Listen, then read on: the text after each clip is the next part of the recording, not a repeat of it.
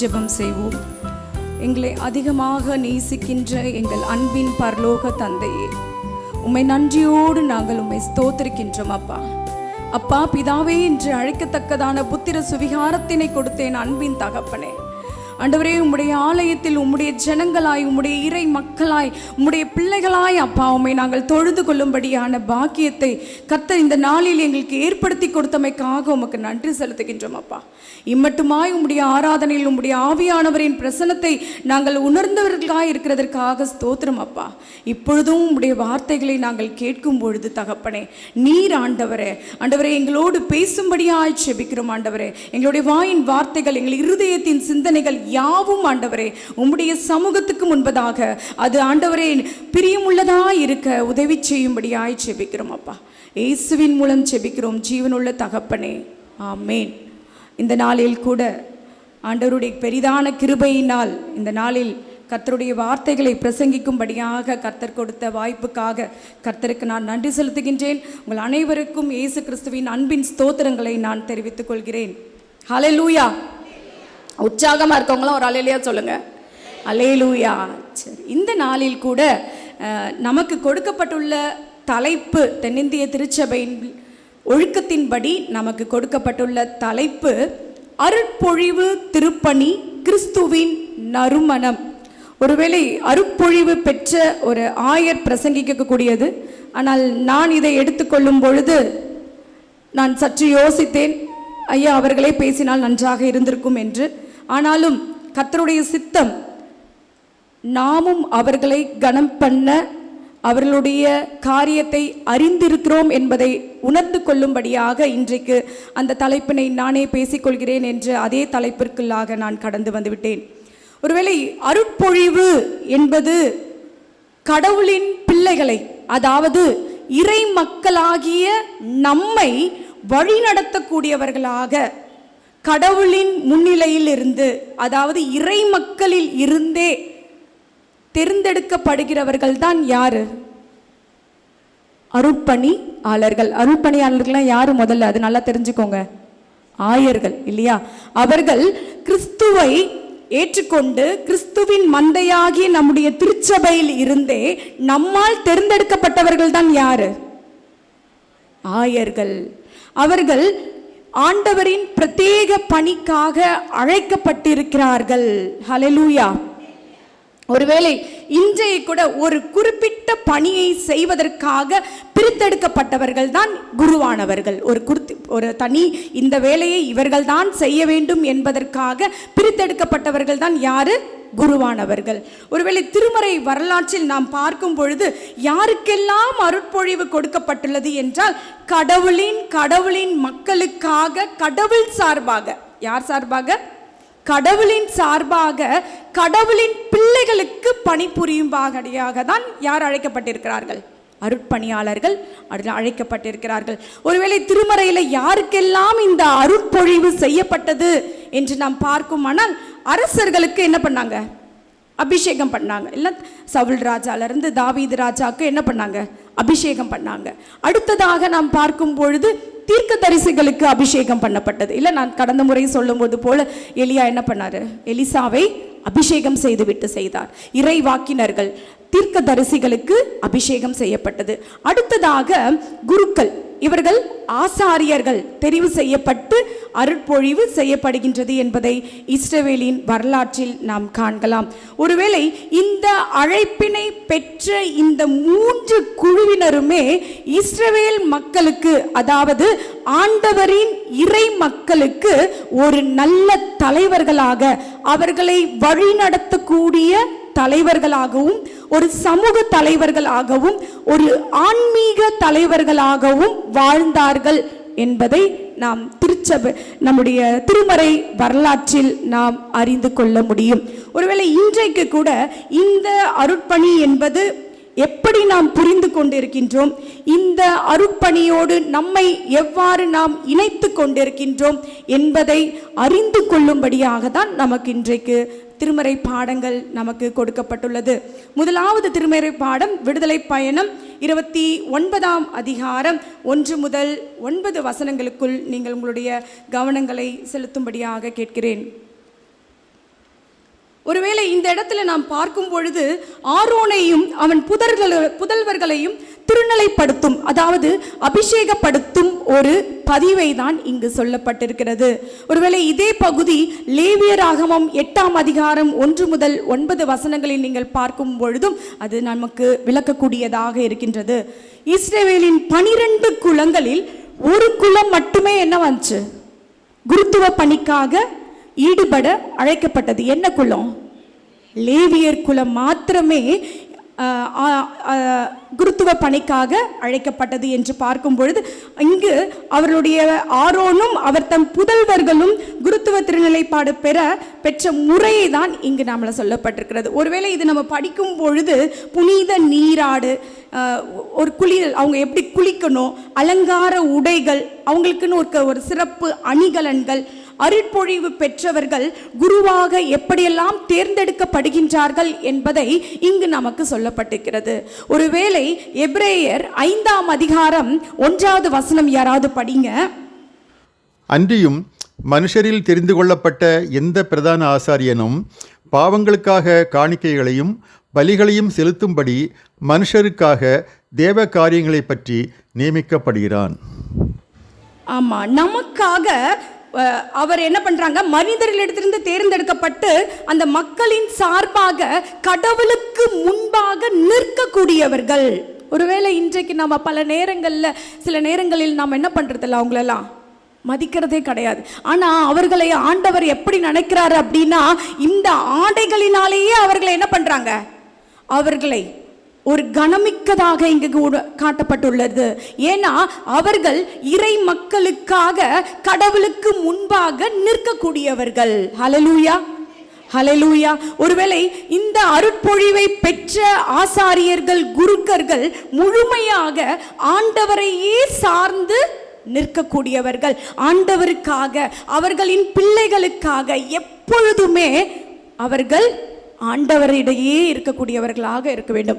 ஒருவேளை சில நேரங்களில் நான் யோசிப்பது உண்டு, ஒருவேளை குருமார்களை கல்யாணம் செய்து கொள்வது என்பது ஒரு பெருமைக்குரிய விஷயமாக இருந்தாலும் அவர்களுடைய துணைவியார்களாகிய நாங்கள் எங்களை யோசித்து பார்க்கும்பொழுது ரொம்ப கஷ்டமா இருக்கும். என்ன சொல்லுவோம் அப்படின்னா, இறை மக்களுக்கு கொடுக்கிற இம்பார்ட்டன்ஸ் எங்களுக்கு என்ன பண்றதே இல்லை, நீங்க கொடுக்கிறதே இல்லை என்று நாங்கள் சொல்லுவோம். அப்படியாக தான் ஒரு அன்பார்ந்த ஒரு ஆயர் அவர்கள் ஈஸ்டர் பண்டிகையின் பொழுது தன்னுடைய தகப்பனாரை இழந்து விட்டார். ஆனால் அவர் இழந்து விட்டார் என்பதை ஒருவருக்கும் அவர் என்ன பண்ணவே இல்லை, சொல்லவே இல்லை. அடுத்த நாள் காலை வழிபாடு, 4:30 சர்வீஸ், 8:30 சர்வீஸ், அடுத்ததாக மற்றொரு கிளை சபைக்கு சென்று முடித்து விட்ட பிறகுதான் எந்த விதமான இடரலும் அந்த ஈஸ்டர் சர்வீஸில் வரக்கூடாது என்பதற்காக அவர் என்ன பண்ணிட்டாரு, அதை மறைத்து இது ஆண்டவருக்கு என்னை அழைத்திருக்கிறார், ஆண்டவருக்காக நான் அழைக்கப்பட்டிருக்கிறேன் என்பதை அறிந்தவராக அவர் அதை தவிர்த்துவிட்டு அடுத்த நாள் தான் அதை அறிவித்தார். ஒருவேளை கிறிஸ்துவுக்குள் அன்பானவர்களே, இன்றைக்கு அருட்பொழிவு பெற்ற இறை மக்களாகிய குருவானவர்கள் அவர்கள் முழுவதுமாக ஆண்டவரையே சார்ந்து ஆண்டவருக்காகவே அவர்கள் நியமிக்கப்பட்டவர்கள். அதனால தான் ஆண்டவர் சொல்கின்றார், அவர்கள் உடைகள் கூட மிகவும் உன்னதமானதாக இருக்க வேண்டும் என்று ஆண்டவர் அறிந்து வைத்திருக்கின்றவர்களாக இருக்கிறார். ஒருவேளை அவர்களை நாம் கனம் பண்ண தவறி இருப்போமானால், அவர்களுடைய கனத்துக்கு நாம் தவறி இருப்போமானால் ஆண்டவர் நம்மிடத்தில் கணக்கு கேட்க உண்மை உள்ளவராக இருக்கிறார். ஹல்லேலூயா. ஒருவேளை என்னுடைய கணவரும் அன்பு ஆயருமானவர்கள் டிசம்பர் 30ஆம் தேதி என்னுடைய மாமனார் அவர்கள் காலமானார்கள். ஒருவேளை 30ஆம் தேதி முடிந்த பிறகு 31ஆம் தேதி அவருடைய அடக்க ஆராதனை முறைகள் எல்லாம் முடிந்தது. ஒரு 2 மணி ஆயிடுச்சு. வீட்டுக்கு வந்து குளிச்சு எல்லாரும் உட்காரும் பொழுது ஒரு 2:30 மணி இருக்கும். அடுத்த நாள் என்ன சர்வீஸ்? New year service. ஒருவேளை ஆயர் வரமாட்டாரு அப்படின்ற மாதிரி தான் நினச்சாங்க. ஒரு 3 மணிக்கு ஆயர் தன்னுடைய ஃபோனை ஆன் பண்ணி, ஒருவேளை வாலாஜாபாத்தில் பார்த்தீங்கன்னா கிட்டத்தட்ட ஒரு 16-17 குருசேகரங்கள் இருக்கும். ஒவ்வொரு ஊழியர்களையும் வர வைத்து ஞாயிற்று 1ஆம் தேதிக்கான வாக்குத்தத்த அட்டைகளை பிரித்து கொடுத்துட்டே இருந்தார். ஒருவேளை நினைச்சாங்க எல்லாரும், ஒருவேளை வாக்குத்தத்த அட்டைகள்லாம் பிரித்து கொடுத்துட்டாரு, ஐயர் அவங்க அடுத்த நாள் ஷெட்யூல் படி போக மாட்டாங்க அப்படின்னு நினச்சாங்க. ஆனால் ஆயர் அவர்கள் காலையில் 4:30 மணிக்கு தொடங்கின அந்த ஆராதனை வழிபாடு மாலை 6:30 மணிக்கு வரை அவர் அந்த ஆலய வழிபாட்டை தொடர்ந்து நடத்தினார். ஹல்லேலூயா. ஒருவேளை கிட்டத்தட்ட ஒரு 16 வழிபாடுகள் அவர் அன்னைக்கு முடிச்சார். எல்லா சபைகளுக்கும் அவர் என்ன பண்ணிடுவார், போயிடுவார். காலையில 4:30 மணியிலிருந்து எல்லாருக்குமே ஒரு ஆச்சரியமூட்டக்கூடியதாக இருந்தது. ஒருவேளை உண்மை உள்ளவர்களாக, ஒருவேளை இயேசுவை முழுமையாக இரட்சகராக ஏற்றுக்கொண்டவர்கள், முழு அர்ப்பணிப்போடு இந்த திருப்பணியை செய்ய வந்தவர்கள், முழுமையாக ஆண்டவருக்கு ஊழியம் செய்கின்றவர்களாக நம்மிடையே இருக்கின்றார்கள். ஒருவேளை அவர்களை ஆண்டவர் தெரிந்து கொண்டதுக்கான பெரிதான நோக்கம் என்னவாக இருக்கும் என்று பார்த்தோம்னா 29ஆம் அதிகாரம் 45-46 படிங்க. இஸ்ரவேல் புத்திரரின் நடுவே நான் வாசம் பண்ணி அவர்களுக்கு தேவனாயிருப்பேன். தங்கள் நடுவே நான் வாசம் பண்ணும்படி தங்களை எகிப்து தேசத்திலிருந்து புறப்பட பண்ணின நான் தங்கள் தேவனாகிய கர்த்தர் என்று அவர்கள் அறிவார்கள். நானே அவர்கள் தேவனாகிய கர்த்தர். ஒருவேளை இவர்களை ஏன் ஆண்டவர் ஏற்படுத்தினார் என்றால், இஸ்ரவேலாகிய இறை மக்களை உங்களை நான் தான் என்ன பண்ண, எகிப்து தேசத்திலிருந்து அடிமையிலிருந்து நான் கொண்டு வந்தேன் என்பதை நினைவுபடுத்தும்படியாக. அதனாலதான் எப்பொழுதுமே நம்ம பிரசங்கங்கள்ல நம்ம பார்ப்போம், இஸ்ரவேல் ஜனங்களை வழி நடத்தின பகுதி எப்பொழுதுமே நமக்கு கொடுக்கும். அதை நம்ம என்ன பண்ணக்கூடாது, என்னைக்குமே மறந்து விடக்கூடாது என்பதை, அந்த கனமான ஊழியத்தை எப்பொழுதும் நான் தான் கடவுள் என்பதை பறைசாற்றும் விதமாக, அதனை எடுத்துரைக்கும் விதமாக ஆண்டவர் குருவானவர்களை நமக்கென்று, யாருக்கென்று, நமக்கென்று நம்மில் இருந்தே ஆண்டவர் தேர்ந்தெடுத்து வைத்திருக்கிறவராக இருக்கின்றார். இதுதான் இன்றைக்குரிய அருட்பொழிவு திருப்பணி என்று பொறுக்கிறோம். அடுத்ததாக அதுக்கு பக்கத்திலே ஒரு தலைப்பு இன்னைக்கு கொடுத்திருக்காங்க. அது என்னது? கிறிஸ்துவின் நறுமணம். ஹல்லேலூயா. நம்ம எல்லாம் யாருங்க? கிறிஸ்துவின் நறுமணம் உணர்கிறோமா? எபேசியர் எழுதின நிருபம் 5ஆம் அதிகாரம் 1 முதல் 14 வசனங்களுக்காக நாம் கடந்து செல்வோம். ஒருவேளை இன்றைக்கு கிறிஸ்துவின் நறுமணம் அப்படின்னும் பொழுது ஒரு நல்ல என்னது வாசனை இல்ல? இந்த அருட்பொழிவு பெற்றவர்களாகிய ஆண்டவருடைய பிள்ளைகளாகிய குருவானவர்களிலிருந்து நாம் என்ன பண்ணிட்டு வரோம், எல்லாவற்றையும் கற்றுக்கொண்ட ஒரு நல்ல இறை மக்களாக நாம் இன்றைக்கு வாழ்ந்து கொண்டிருக்க வேண்டும். ஆண்ட இறை மக்களாகி எனக்கு, கிறிஸ்துவின் பிள்ளையாகி எனக்குள் என்ன இருக்கணும் என்பதை இன்றைக்கு நமக்கு இங்கு தியானிக்கும்படியாக அழைக்கப்படுகின்றோம். ஒருவேளை கிறிஸ்தவ வாழ்வு என்பது அது நறுமணம் வீசக்கூடிய ஒரு வாழ்வாக இருக்க வேண்டும்.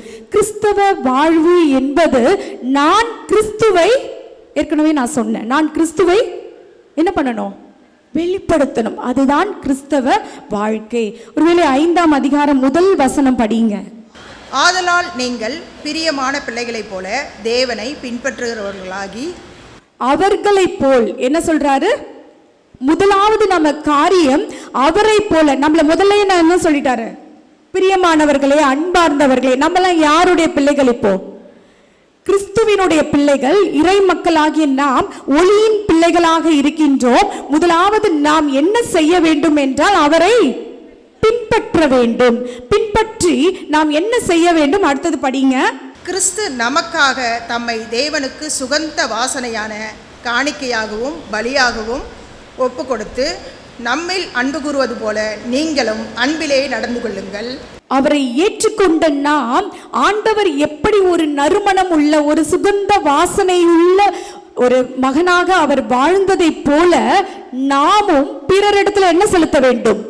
அன்பு செலுத்த வேண்டும். இதுதான் நம்மளுடைய பிரதான கட்டளை கூட இல்ல.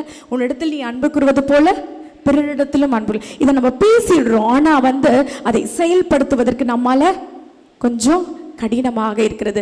ஒருவேளை நான் ஒளியின் மகளாக, நான் கிறிஸ்துவின் பிள்ளையாக நான் இருக்கிறேன் என்றால், ஆண்டவர் எனக்கு கொடுத்த பிரதான கிருபை, நான் பிறரை அன்பு செலுத்த வேண்டும்.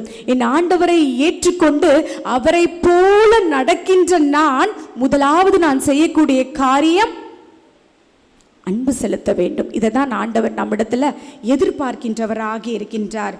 ஒருவேளை இந்த வாழ்க்கையிலுக்கு பிற்பகுதிகளை நீங்க பார்க்கும் பொழுது, கிறிஸ்தவ வாழ்க்கையில் தீமைக்கு நமக்கும் என்ன இல்லை? பங்கு உண்டா? பங்கு இல்லை. கிறிஸ்துவின் நறுமணமாகிய நமக்கு இந்த விதமான கீழே கொடுத்துருக்காங்க ஒரு 4 வசனங்கள். 3வது வசனத்திலிருந்து 5வது வசனத்திலிருந்து யாராவது ஒருத்தர் படிங்க. மேலும் பரிசுத்தவான்களுக்கு ஏற்றபடி வேசித்தனமும் மற்ற எந்த அசுத்தமும் பொருளாசையும் ஆகிய இவைகளின் பேர் முதலாய் உங்களுக்கு சொல்லப்படவும் கூடாது. அப்படியே வம்பும் புத்தீனமான பேச்சும் பரியாசமும் தகாதவைகள் ஸ்தோத்திரம் செலுத்துவதிலே தகும். விபச்சாரக்காரனாவது அசுத்தனாவது விக்கிரக ஆராதனைக்காரனாகிய பொருளாசைக்காரனாவது தேவனுடைய ராஜ்யமாகிய கிறிஸ்துவின் ராஜ்யத்திலே சுதந்திரம் அடைவதில்லை என்று அறிந்திருக்கிறீர்களே. ஆமாம், என்ன சொல்கிறாரு, சில காரியங்களை இங்கு ஆண்டவர் தவிர்க்கின்றார். வேசித்தனம், அடுத்ததாக பொருளாசை, வம்பான பேச்சு, புத்தியீனமான பேச்சுகள், பரியாசங்கள், இவற்றை நாம் தவிர்க்க வேண்டும். ஏன் தவிர்க்கணும்? நாம யாரு? கிறிஸ்துவின் நறுமணங்களாக இருக்கின்றோம். அப்போ நான் கிறிஸ்துவின் நறுமணம் என்றால் இதனை நான் தவிர்க்க வேண்டும். ஒருவேளை நான் ஒரு மிகப்பெரிய வீடு, பலவிதமான கோடி கணக்கில் நான் ஒரு பெரிய மாளிகையை கட்டி இருக்கிறேன்.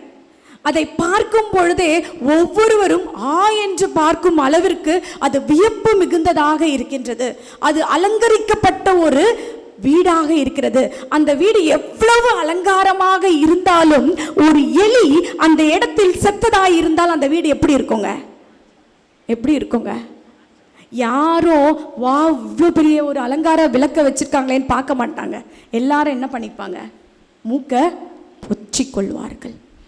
இதுதான் கிறிஸ்தவ வாழ்க்கையில் நம்முடைய வாழ்க்கை எப்படிப்பட்டதாக இருந்தாலும் நறுமணம் வீசக்கூடாதபடியான காரியங்கள் நம்முடைய இருதயத்திலும் சரி நம்முடைய நடத்தையிலும் சரி இருக்குமானால் அது எப்படி இருக்கும்? நாற்றமற்றதாக இருக்கும். அது தீமையான ஒரு காரியமாக இருக்க வேண்டும். ஒருவேளை இறை மக்களாகிய நாம் ஆலயத்துக்குள் வரும் பொழுது என்னுடைய சிந்தனை, என்னுடைய யோசனை, என்னுடைய வாயின் வார்த்தைகள் எல்லாம் அது நறுமணம் மிகுந்ததாக இருக்க வேண்டும். இதை தான் ஆண்டவர் நம்மிடத்தில் எதிர்பார்க்கின்றார். வீணான பேச்சுகள், பரியாசங்கள். ஒருவேளை உபாகமத்தில் நீங்க பார்க்கும் பொழுது ஏலியின் புத்திரர்கள் ஓப்னியும் பினேகாசும் ஆண்டவருடைய ஆலயத்திற்கு வெளியே உட்கார்ந்து கொண்டு விபச்சார சிந்தனை கொண்டவர்களாக, அதாவது போற வர பெண்களை எல்லாம் கிண்டல் பண்ணி கொண்டிருந்தாங்க. உபாகத்தில் நீங்க படிச்சு பார்த்தீங்கன்னா தெரியும். பரியாசம் செய்து கொண்டிருந்தார்கள். ஒருவர் போவதையும் வருவதையும் தான் சும்மாக உட்கார்ந்து கொண்டு பரியாசம் செய்து கொண்டிருந்தார்கள். கடைசியில் அவர்கள் வாழ்க்கையை நீங்கள் வாசிச்சு பார்த்தீங்கன்னா அவர்களுடைய வாழ்க்கை எப்படி போயிடுச்சு? இறந்துட்டாங்க. ஒரு பிரதான ஆசாரியனின் பிள்ளைகள் தங்களுடைய காரியம் இப்படி இழிவாக இருக்கிறதை கண்டு அவர்கள் அழிந்து போனார்கள். அவருடைய மகிமை எடுபட்டு போயிற்று. இன்னைக்கு கிறிஸ்துவின் பிள்ளையாகிய நான் ஞானஸ்தானம் பெற்றிருக்கேங்க. நான் 10 வருஷமா இருக்கேன். எப்படிப்பட்ட காரியங்கள் எனக்குள்ள இருந்தாலும் நறுமணம் வீசக்கூடிய காரியங்கள் என்னிடத்துல இல்லை என்றால் ஆண்டவருடைய மகிமை நம்மை விட்டு போயிடும். நம்மளுடைய ஆசீர்வாதம் நம்மகிட்ட கடந்து போயிடும். நமக்கே தெரியாது. ஒருவேளை நீங்க அப்படியே தனியா நின்று பார்த்தீங்கன்னா தெரியும், எனக்கு எங்க போச்சு என்னுடைய ஆசீர்வாதம், என் குடும்பத்தில் அந்த ஆசீர்வாதம் எங்க போச்சு, என் பிள்ளைகளிடத்துல இருந்த அந்த ஆசீர்வாதம் எங்க போச்சு. ஆக கிறிஸ்துவின் நறுமணமாக நாம் வாழ வேண்டும் என்றால் இப்படிப்பட்டதான கெட்ட சிந்தனைகள் நம்மிடத்துல ஒருபோதும் ஒரு காலமும் இருக்கவே கூடாது என்று ஆண்டவர் நம்மை எச்சரிக்கக்கூடியவராக இருக்கின்றார். மாறாக, சரிங்க நான் பேசல, மறுபடியும் இன்னொரு வசனம் சொல்றாரு, பேசுறது மட்டும் இல்ல, நீ பேசாத, இப்படி பேசிக்கிறவர்கள் கூட நீ என்ன பண்ணாத சேராது. நான் சும்மா தாயா நின்றுட்டு இருந்தேன், அவர் தான் கிண்டல் பண்ணிட்டு இருந்தாரு அப்படிதான் நம்ம பல நேரங்களில் சொல்றோம். ஆனா ஆண்டவர் சொல்றாரு, நீ சொல்றது மாத்திரம் இல்ல, அவங்க கூட நிற்கவும் செய்யாத, மாறாக 4வது வசனம் சொல்லியிருக்கப்படுகின்றது, ஸ்தோத்திரம் செய்தலே தகும். ஹல்லேலூயா. என் தகப்பன் அப்பப்ப சொல்லுவார், ஸ்தோத்திரம் பண்ணுமா. நான் ஏதாவது அழுது ஃபோன் பண்ணுவேன், ஸ்தோத்திரம் பண்ணுமா. இதுதான் நாம் செய்யக்கூடிய காரியம். கிறிஸ்துவின் நறுமணமாக நாம் இருக்க வேண்டும் என்றால் எல்லா காரியங்களிலும் ஸ்தோத்திரம் செய்வது நமக்கு உகந்த காரியமாயிருக்கும். ஒருவேளை இப்படிப்பட்ட காரியங்கள் எல்லாம் இருக்குமானால் அது கண்டிப்பாக ஓப்னி பினேகாசின் இடத்திலிருந்து மகிமை எப்படி எடுபட்டு போயிற்றோ அப்படியாக நம்மிடத்திலிருந்து ஆண்டவருடைய கோபாக்கினைக்குள்ளாக சென்று விடுவோம் என்று தான் நமக்கு இங்கே கொடுக்கப்பட்டிருக்கு. ஏன் நம்ம இதெல்லாம் செய்யக்கூடாது? நான் ஏன் இப்படி நடந்து கொள்ளக்கூடாது? சில நேரங்களில் வாலிப பிள்ளைங்க சொல்லுவாங்க, எல்லா பிள்ளைங்களும் அப்படி தானே இருக்கிறாங்க, நான் இருந்துக்க கூடாதா? நான் மட்டும் செய்கிறது தான் தப்பா? ஆமாம், ஏன்னா நம்ம ஒளியின் பிள்ளைகள், நம் பரிசுத்த ஜனம். ஹல்லேலூயா. ஆண்டவர் பட்சிக்கிற அக்கினியாக இருக்கின்றார். ஒருவேளை நம்ம இன்னைக்கு ஆலயத்தில் ஸ்லிப்பர்லாம் போட்டுட்டு வரும், ஆனால் இது ஆலயம், பரிசுத்த தேவாலயம். ஒருவேளை நமக்கு நம்மளுடைய ஸ்லிப்பர்ஸ்க்கான ப்ரொடெக்ஷன் கரெக்டாக நமக்கு இங்கே கிடையாது. அதனால நம்ம எல்லாரும் என்ன பண்ணிடுறோம்? ஸ்லிப்பர் போட்டுட்டு உள்ளே வந்துடுறோம். ஆனால் கொஞ்சம் ஆண்டவருக்கு பயந்த கிறிஸ்தவர்களாக, ஐயா இது பரிசுத்த தேவாலயம் அல்லவா, அந்த ஸ்லிப்பரை விட்டு இறங்கி நம்ம நிற்கலாமே. பிள்ளைங்களுக்கு கற்றுக் கொடுங்க. வாலிப பிள்ளைங்க ஹை ஹீல்ஸ் போட்டுட்டு நிற்கணும்னு அவசியம் இல்லை. ஸ்லிப்பரை கொஞ்சம் இறக்கி கூடமா அப்படி வைங்க. மோசையை பார்த்து ஆண்டவர் இதுதான் சொல்லுகிறார், என்னுடைய இந்த இடம் என்ன இடம்? பரிசுத்த ஆலயம். இது பரிசுத்த ஆலயம் என்ற உணர்வு நமக்கு இல்லாததுனால தான் நாம இன்னைக்கு இந்த ஆலயத்துக்குள்ள என்ன பண்ணிட்டு இருக்கோம்? கெட்ட பேச்சுக்களை பேசி கொண்டு இருக்கிறோம். ஹல்லேலூயா. அந்த உணர்வு நமக்கு இல்லை. கற்றுக் கொடுங்க. நான் உங்களை எல்லாரும் ஸ்லிப்பரை தயவுசெய்து வெளியே வைங்கன்றதை நான் சொல்லவே வரல. அட்லீஸ்ட் ஸ்லிப்பர்லேருந்து கால் என்ன பண்ணட்டும்? இறங்கட்டும். கழட்டிட்டு உட்காருங்க. இது பரிசுத்த ஆலயம். நான் நறுமணம் வீசக்கூடியவர்களாக இருக்கிறோம். ஒருவேளை நம்ம ஸ்லிப்பர் எதுக்காக போடுறோம்? என் கால் என்னவாகக்கூடாது? அழுக்காகக்கூடாது. அதுக்காக தான் ஸ்லிப்பர் போடுறோம். ஆனால் அந்த ஸ்லிப்பர் அழுக்க போட்டுட்டு அந்த அழுக்க என்ன பண்ணுறோம்? ஆலயத்துக்குள்ளே நடக்கிறோம். அதை கொஞ்சம் உணர்ந்து கொள்ளுங்கள். ஒருவேளை சென்ட்ரல் தாம்பரத்தில் பார்க்கும்போது நாங்கள் இந்த அனௌன்ஸ்மெண்ட் கொடுக்கும்பொழுது திலகா அக்கான்னு ஒரு அக்கா இருக்காங்க. அவங்க சொன்னாங்க, ஏண்டி உங்கள் ஐயர் எனக்கு செருப்பு வாங்கி தருவாராடி, காணாமல் போச்சுன்னா நாங்கள். ஆனால் இன்றைக்கி போய் பாருங்களேன், சென்ட்ரல் தாம்பரத்தில் ஒருத்தர் கூட ஸ்லிப்பர் போட்டுட்டு உள்ளே போக மாட்டாங்க. அப்படியாக மாறிவிட்டார்கள். ஒருவேளை நமக்கு அந்த அளவுக்கு இட வசதிகள் இல்லை என்ற காரணத்தினால அட்லீஸ்ட் ஸ்லிப்பர் போடாமல் வரணும்னு சொல்லலை, ஸ்லிப்பர் போட்ட கீழே கொஞ்சம் பக்கத்தில் ஒதுக்கி வச்சுட்டு நம்ம என்ன பண்ணாங்க? உட்கார்வதற்கு முயற்சி செய்யுங்கள். ஒருவேளை 8வது வசனம் நம்ம படிங்க. முற்காலத்திலே நீங்கள் அந்தகாரமாய் இருந்தீர்கள், இப்பொழுதோ கர்த்தருக்குள் வெளிச்சமாய். முன்னொரு காலத்துல நீங்க இப்படி இருந்தீங்க, நீங்க அந்தரங்கத்துல இருந்தீங்க. ஆனா நீங்க இப்ப யாரு? கிறிஸ்துவின் பிள்ளைகள் ஆயிட்டீங்க, இறை மக்களாக மாறிவிட்டீர்கள். அதனால நீங்க இப்படிதான் நடந்து கொள்ள வேண்டும் என்று ஆண்டவர் நமக்கு இன்று கட்டளையிடுகின்றவராக இருக்கிறார். கிறிஸ்துவின் நறுமணம் மிக்க பிள்ளைகளாக வாழ்வதற்கு தேவன் நம்மை அழைக்கின்றவராக இருக்கின்றார். அடுத்ததாக நாம் படிக்க கேட்ட லூக்கா நற்செய்தி பாடம், கிறிஸ்துவின் ஒளியின் மக்களாகிய நாம் ஆண்டவரிடத்துல எது நம்ம இடத்துல ஆண்டவர் எதிர்பார்க்கின்றார் என்று நாம் பார்க்கும் பொழுது லூக்கா 10ஆம் அதிகாரம் 1 முதல் 11 வசனங்கள் நமக்கு இங்கு நற்செய்தி பாடமாக கொடுக்கப்பட்டுள்ளது. எடுத்துக்கோங்க. இங்கு நறுமணம் வீசக்கூடிய இறை மக்களாகிய எனக்கு என்ன பணி? ஒருவேளை அருட்பொழிவானவர்கள் இறை மக்களாகிய நமக்கு எல்லாவற்றையும் கற்றுக் கொடுக்கிறவர்களாக இருக்கின்றார்கள். இந்த இடத்துல ஆண்டவர் முதல்ல சொல்றாரு, என்ன சொல்றாரு? அருப்போ மிகுதி, ஆட்களோ குறைவு, இல்லையா? அவரால் எல்லா இடத்துலையும் போக முடியாது, எல்லா இடத்துலையும் வர முடியாது. அதனால நீங்க என்ன பண்ணுங்க? வேலையாட்களை அனுப்புங்கன்னு சொல்லி தான் ஆண்டவர் இங்க 72 பேரை என்ன பண்றாரு? நியமிக்கின்றவராக இருக்கிறார். எனக்கு நல்ல ஞாபகம் இருக்கு, ஸ்டான்லி பவர் ஐயா அங்கிள் டைம்ல 2 பேராக என்ன பண்ணாங்க? மூப்பர்களை நியமிச்சாங்க. ஞாபகம் இருக்கா? எங்க ஏரியாவுக்கு பார்த்தீங்கன்னா எங்க அப்பாவும் டேவிட் அண்ணாவும் தான் மூப்பராக இருந்தாங்க. 2 பேராக நியமிச்சாங்க. ஏன்னா ஒரு பணியை ஒருவரால் மாத்திரம் எல்லா இடத்துலையும் என்ன பண்ண முடியாது, பணிகளை செய்ய முடியாது. அதனால என்ன பண்ணுங்க? 2 பேராக பிரிந்து சென்று ஆண்டவருடைய காரியத்தை சொல்லுங்க. எது ஆண்டவருடைய நோக்கமாக இருந்தது என்று பார்த்தீங்கன்னா 10ஆம் அதிகாரம் 9வது வசனம் படிங்க.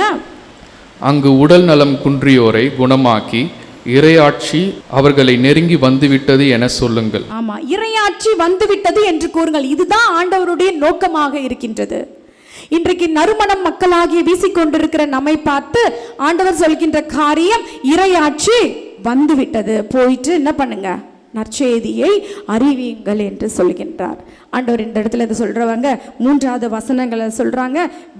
எதிர்ப்புகள் நம்ம இடத்துல, நம்ம சில நேரங்களில் நம்முடைய ஊழியத்துக்காக நாம போகும்பொழுது நமக்கு என்ன உண்டு? கண்டிப்பா எதிர்ப்பு உண்டு. இப்போ பார்த்தீங்கன்னா ராஃபில் டிக்கெட்ஸ் புக்கு விற்றவங்க கிட்ட போய் கேட்டு பாருங்களேன், எத்தனை பேர் எங்களை திட்டினாங்க தெரியுமா அப்படின்வாங்க இல்லையா? எதிர்ப்புகள் உண்டு இல்லை. ஆனாலும் நம்ம என்ன சொல்லணுமா, வீரத்தோடு நாம் என்ன பண்ணணும், செல்ல வேண்டும் என்று ஆண்டவர் நம்மை பார்த்து அழைக்கின்றவராக இருக்கின்றார். அல்லது 4வது வசனம் பாருங்க, படியுங்க. பணப்பையோ வேறு பையோ மிதியடிகளோ எதுவும் நீங்கள் எடுத்து செல்ல வேண்டாம். ஹல்லேலூயா.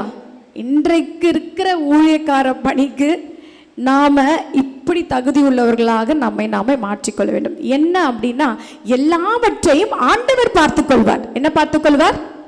ஆண்டவர் பார்த்துக்கொள்வார். இறை பணிக்காக வந்தவர்களுக்கு அதனாலதான் ஆண்டவர் சொல்றார் பழைய ஏற்பாட்டுல தசம பாகம் கொடுங்க, காணிக்கை கொடுங்க. யாருக்காக? ஆசாரியர்களுக்காக, குருவானவர்களுக்காக. ஏன்னா அவங்க யாரை நம்பி வந்திருக்காங்க? என்னையே நம்பி வந்திருக்காங்க. அதன் அடிப்படையில் தான் சொல்லப்பட்டிருக்கு. இன்றைக்கு இருக்கிற இறைப்பணி கொஞ்சம் மாறுதலாக தான் நமக்கு இன்றைக்கு இருக்கின்றது. இன்றைக்கு இறைப்பணியை நம்ம செய்யும் பொழுது ஃப்ளாஸ்க்ல தண்ணி எடுத்துட்டு போறோம். சில ஊழியக்காரர்கள் கால்களுக்கு என்ன பண்றாங்க, மேட் எடுத்துட்டு போறாங்க. அதை என்ன பண்றாங்க, அந்த மேட்ல தான் அவர் நிக்கணும், இது ஏன்னா ட்ரீட்மெண்ட்ன்றாங்க. இப்படி ஊழியங்கள் நடந்து கொண்டிருக்கிறது. யாரை நம்புறாங்க?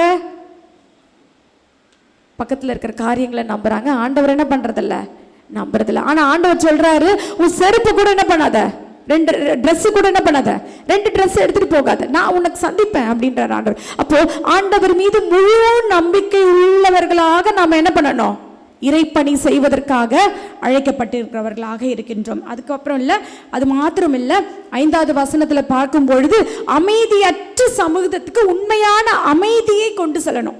நாம செய்கின்ற இறைப்பணி அந்த வீட்டில் போயிட்டு அமைதியை கெடுக்கக்கூடியதாக இருக்கக்கூடாது. ஹல்லேலூயா. இல்லை, சில ஊழியக்காரங்கள் நிறைய பேரை நான் பார்த்துருக்கிறேன். இந்த பெண்டெகாஸ்ட் ஊழியக்காரங்களாம் நிறைய பேர் இருப்பாங்க. தலையில் கை வச்சுட்டு அது இதுன்னு என்னென்னவோ சொல்லிட்டு போயிடுவாங்க. சொல்லுவாங்க, அக்கா அந்த அண்ணன் ஜோம் பண்ணிட்டு என்னை வெள்ளிக்கிழமை என்ன பண்ண சொல்லிட்டாரு, ஃபாஸ்டிங் இருந்து ஜோம் பண்ண சொன்னார், அவங்க சர்ச்சுக்கு வர சொன்னார், இவங்க சர்ச்சுக்கு வர சொன்னார், இப்படி எண்ணற்ற காரியங்களை சொல்லுவார். ஆனால் நான் சொல்லுவேன், யார்கிட்டையும் போய் தலையில் என்ன பண்ணாத, கையை வைக்காத. ஆண்டவரை மாத்திரம் ஆண்டவர்கிட்ட நம்ம கேட்கும் பொழுது ஆண்டவர் நமக்கு விடுதலை கொடுக்க வல்லவராக இருக்கின்றார். அப்போ நாம் செய்கின்ற இறைப்பணி நமக்கு ஆண்டவர் கற்றுக் கொடுக்கிறது என்னவென்றால், அமைதியற்ற சமூகத்துக்கு அமைதியை ஏற்படுத்தக்கூடியவர்களாக நம்மை ஆண்டவர் எதிர்பார்க்கின்றார். இப்படிப்பட்ட ஊழியத்தை செய்வதற்காக நம்மையும் ஆண்டவர் என்ன பண்றாரு, அழைக்கின்றவராக இருக்கின்றார். ஒருவேளை அருட்பொழிவு காரியம் மட்டும் திருப்பணி அல்ல, கிறிஸ்துவின் நறுமணங்களாகிய நம்மை பார்த்தும் ஆண்டவர் இப்படிப்பட்ட காரியங்களை தான் அழைக்கின்றார். ஒருவேளை அன்னை தெரேசா அவர்களை போப்பாண்டவர்கள் எப்படி அழைப்பார் என்று நம் புத்தகத்தில் பார்க்கும் பொழுது நறுமணம் வீசும் அன்னை தெரேசாவே என்று எழுதியிருப்பார். ஒருவேளை அன்னை தெரேசாவினுடைய வாழ்க்கையில நான் ஒரு கடந்த நாட்களில் கூட இதை நான் சொன்னேன். ஒருவேளை அவர்கள் ஒரு கனவு காண்கின்றார்கள். அந்த கனவுல போகும் பொழுது அன்னை தெரேசாவை தூதர் என்ன பண்ணிட்டு இருக்கார், கை பிடிச்சி கூட்டிட்டு போயிட்டு பரலோக ராஜ்யத்துக்கிட்ட போய் நிற்கிறார். அன்னை தெரேசா கேட்டாங்களாம், இது என்னது அப்படின்னும் பொழுது, நீங்கள் நற்கனிகளை கொடுத்து நற்சாட்சியாய் நறுமணம் உள்ளவர்களாய் இருந்ததுனால நீங்க எங்க வந்திருக்கீங்க, இப்போ பரலோக ராஜ்யத்துக்கு வந்திருக்கீங்க அப்படின்னு சொன்னாராம். உடனே அன்னை தெரேசா அப்படியே பார்க்குறாங்க, ரொம்ப அழகா இருக்கு. அங்க பார்த்து கேட்குறாங்களாம், இங்க பசி உள்ளவர்கள் இருப்பார்களா என்று கேட்டார்களாம். உடனே அவர் தேவசுதரா, இங்க பசியும் இல்லை எதுவுமே கிடையாது, வறுமையுற்றவர்கள் இருப்பார்களா அப்படின்னு. பசியே இல்லை, வறுமை எங்கம்மா இருக்க போகுது? சரி, இங்க நோயுற்றவர்கள் இருப்பாங்களா? எப்படி இருக்க முடியும், இங்க எதுவுமே கிடையாது, நோயுற்றவர்கள் இங்க இல்லை. ஒருவேளை திக்கற்றவங்க இருப்பாங்களா? வாய்ப்பே இல்லை, இது சொர்க்க வாசல், இங்க எல்லாருக்கும். உடனே அன்னை தெரேசா அவர்கள் அவர்களை பார்த்து சொன்னார்களாம், அப்ப நான் ஏன் இங்க இருக்கணும், என்னை கொண்டு போய் கல்கட்டாவிலே போய் தெருவோரங்களில் விட்டுடுங்க, என்னுடைய பணி அங்கே தான் இருக்குது, இறைப்பணி ஆற்றுவது என்னுடைய கடமையாக இருக்கிறது. திக்கற்றவர்களுக்கும் அங்கே இருக்கிற பிணியாளிகளுக்கும் நான் ஊழியம் செய்யக்கூடிய காரியமாக இருக்கிறது என்று சொல்கிறார்.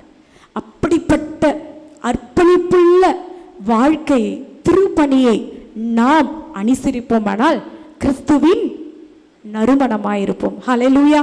தலைகளை தாழ்த்தி நாம் ஜெபம் செய்வோம். ஆம் சுவாமி, எங்களை அதிகமாய் நேசிக்கின்றேன் அன்பின் தகப்பனே.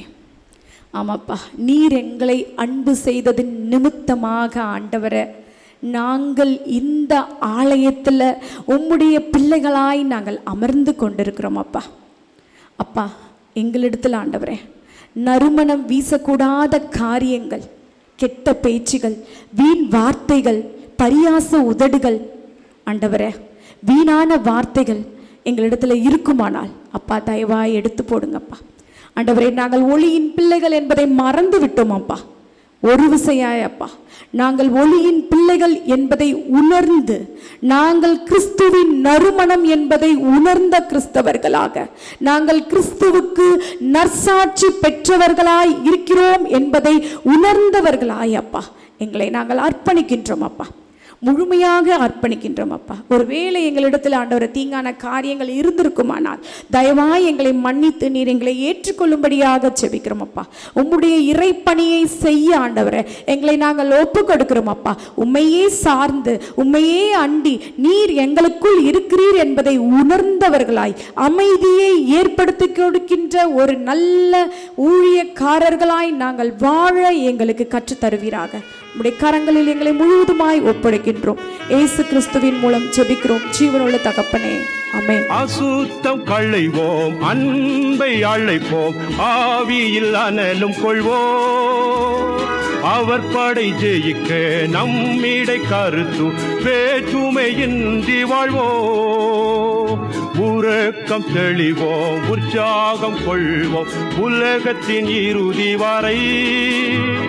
கல்வாரி தொனிதான் மழை மாறி பொழியும் நாள் வரை உழைத்திடுவோம்.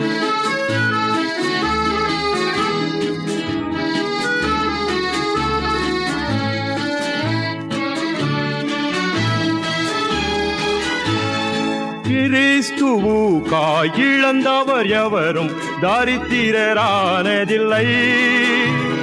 ராஜ்ய மேன்மைக்காய் கஷ்டம் அடைந்தோர் நாட்டப்பட்டதில்லை. உறக்கம் தெளிவோம், உற்சாகம் கொள்வோம், உலகத்தின் இறுதி வரை. கல்வாரி தொனிதான் மழை மாறி பொழியும் நாள் வரை உழைத்திடுவோம்.